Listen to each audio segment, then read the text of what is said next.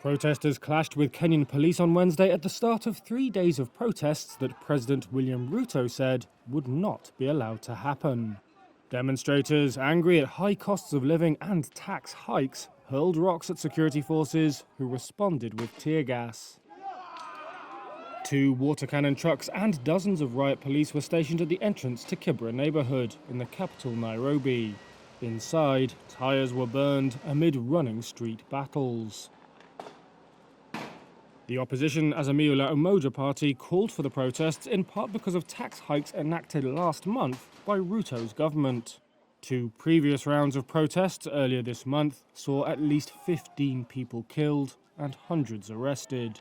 Police had fired tear gas and, in some cases, live rounds.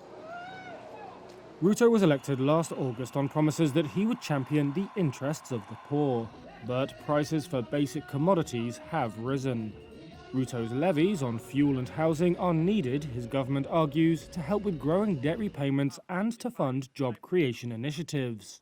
For we believe strongly that every hustle matters. A private sector lobby group has said that the protests have cost the economy more than $20 million per day. Civic leaders have warned about sporadic incidents of apparently ethnic-based violence. Churches and civil rights groups have called for Ruto and opposition party leader Raila Odinga to resolve their differences through dialogue and call off the protests.